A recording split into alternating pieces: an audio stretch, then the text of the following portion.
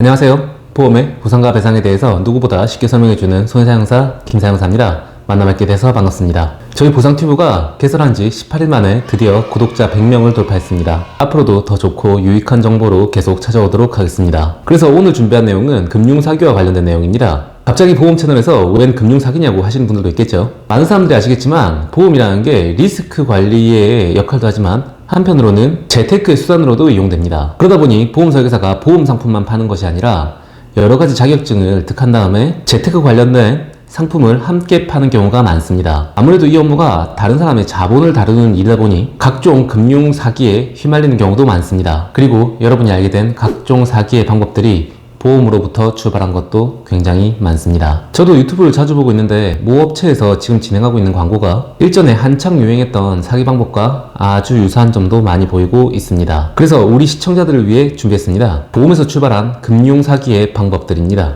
당연히 여기서 본 것을 따라하라고 찍는 것은 아니고요. 시청자들이 이러한 금융 사기가 있으니 주의를 하라고 권고하기 위해서 만든 영상입니다. 이번 편도 여러 편에 나눠서 진행할 예정입니다. 많은 시청 부탁드리겠습니다. 저희 채널을 보시는 시청자 여러분은 본인이 사기를 당하지 않을 것이라고 생각하시나요? 나는 가진 게 없는데 어떻게 사기를 당하나? 내가 뭐 뽑아먹을 게 있다고? 아니면 혹은 나의 통찰력이 뛰어나기 때문에 나는 사기를 당하지 않을 것이라고 생각하시나요? 그런 사람들이 어떻게 보면 사기에 휘말리기 훨씬 쉽습니다. 왜냐하면 반대급부로 부에 대한 열망이 보다 더 강할 것이기 때문입니다. 여러분이 생각지도 않은 사이에 어느새 사기의 피해자가 되어 있을 수도 있습니다. 그런데 많은 사람들이 본인이 당하면서도 본인은 당한 게 아니라고 얘기를 하죠. 이러한 심리를 심리학적으로는 일관성의 원칙이라고 합니다. 예를 들어 여러분이 중고차를 사려는데 동급의 차량인 A 차량과 B 차량 중에 무엇을 살까 고민하다가 A 차량을 구매했다고 가정해봅시다. 그런데 여러분이 구매한 A 차량이 잔고장이 심하고 확인해보니 부속품 상태가 매우 안 좋은 거예요. 그러면 많은 사람들이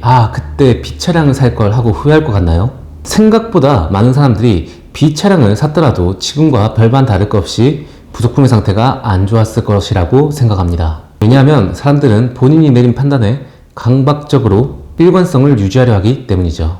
사람들은 스스로 자기가 한 판단에 대해서 잘못된 선택을 하지 않았다는 세뇌를 합니다. 그래서 금융사기범인 이모 씨가 잡혀갈 때도 생각보다 많은 사람들이 그는 사기꾼이 아니라고 핏대를 세웠던 거고요. 애초에 사기와 관련돼서는 나는 사기에 당하지 않을 것이라는 고정관념을 버리셔야 됩니다. 일단 여러분이 이 우물 속에 빠지게 된다면 밖의 세상을 보는 것이 매우 어려울 것입니다. 그래서 제가 이렇게 영상을 찍는다고 하더라도 여러분의 판단을 다시 깨기는 어렵다고 보시면 됩니다. 이미 우물 안에 깊이 들어갔을 가능성이 높으니까요. 다만 한 번쯤 이 영상을 끝까지 보시고 본인을 되돌아볼 기회라도 가진다면 그것만으로도 충분한 효과가 있을 것이라 생각합니다. 자, 그러면 보상튜브 시작해 보겠습니다.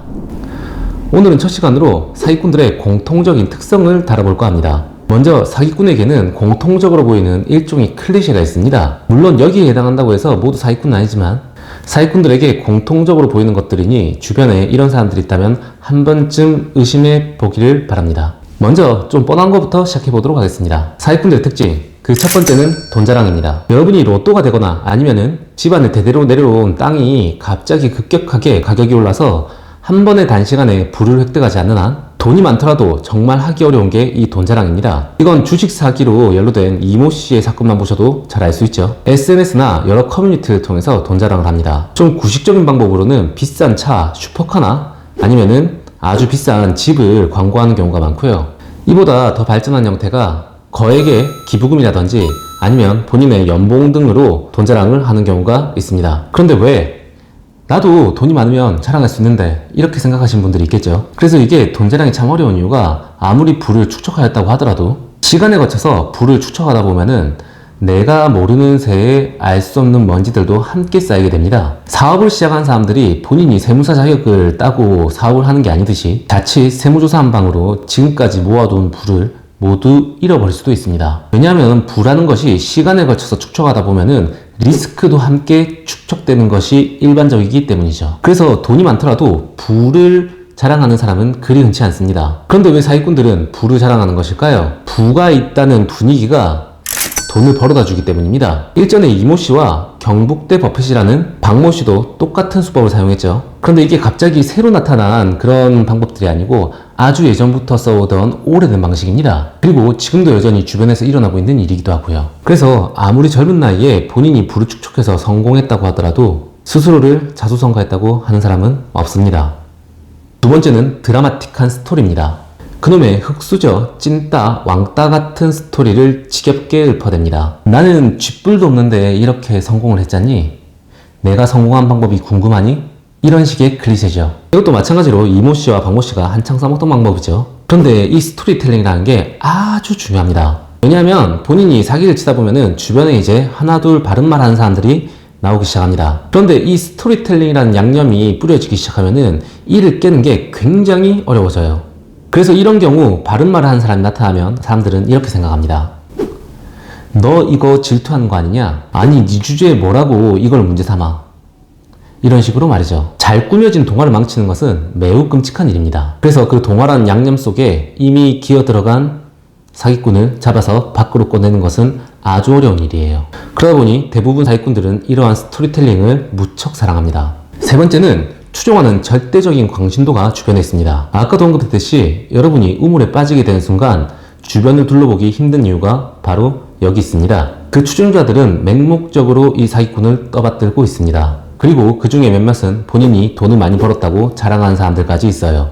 여러분이 쉽게 빠진 함정이 나도 조금만 더 열심히 하면은 저 사람들과 같이 될 수 있을 거라고 착각한다는 것입니다. 여러분에게 기회조차 오지 않을 것이 대부분일 것입니다. 그래서 여러분이 아무리 열심히 하더라도 그 이너서클 안에 들어간다는 것은 거의 불가능에 가깝습니다. 이 방법은 불법 다단계와 사이비 종교에서 지금까지 늘 쓰고 있는 방법입니다. 성공된 몇몇의 표본들을 보여주면서 여러분에게 허황된 꿈을 심어주는 거죠. 그 이후에는 사람들이 아무리 뭐라고 하더라도 그 허황된 꿈만 쫓아 찾아가게 됩니다. 바로 깊은 수렁 속의 우물 속으로 여러분이 빠져들게 되는 거죠. 본인의 입장에서도 이미 인생이 망가졌다는 것을 알아채는 것보다는 본인이 잘 될 수 있을 거라고 믿는 것이 훨씬 안정적이기 때문이기도 하죠. 제 장단컨대 이모씨가 나오더라도 앞으로 잘 먹고 잘 살 겁니다. 이모씨에게는 여전히 떠받드는 추종자들이 있고 그 사람들에게 허황된 꿈과 희망을 심어주면서 또다시 부자의 세계로 인도할 것이라고 얘기할 것이거든요.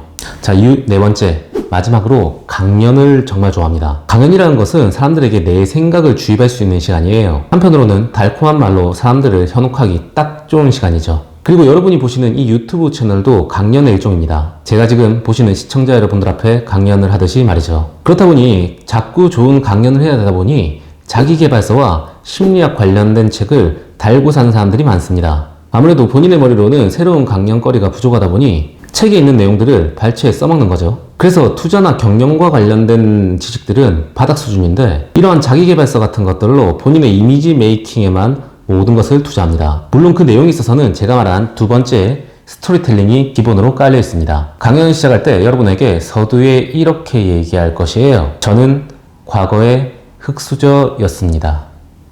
이렇게 말이죠. 자, 오늘은 여기까지 하도록 하겠습니다. 제가 말한 방법들이 신생사기법과 관련된 내용들이 아니에요. 이미 뻔한 이야기고 구식의 방법들입니다. 다만 방법은 같지만 표현되는 방식이 계속 세련돼지고 발전되는 거죠. 그래서 당장 내 옆에서 벌어질 때는 눈에 보이지 않는 게 대부분입니다. 지금도 여전히 주변에서 많이 일어나는 일들이에요. 그리고 문제는 얼마나 크게 하느냐에 대한 스케일의 문제일 것이고요. 이상 보상투표였습니다. 오늘 여러분도 유익한 시간이었나요? 유익하셨다면 좋아요, 구독, 댓글 알람으로 저희 보상튜브를 응원해주세요. 또 새로운 정보로 찾아오도록 하겠습니다. 감사합니다.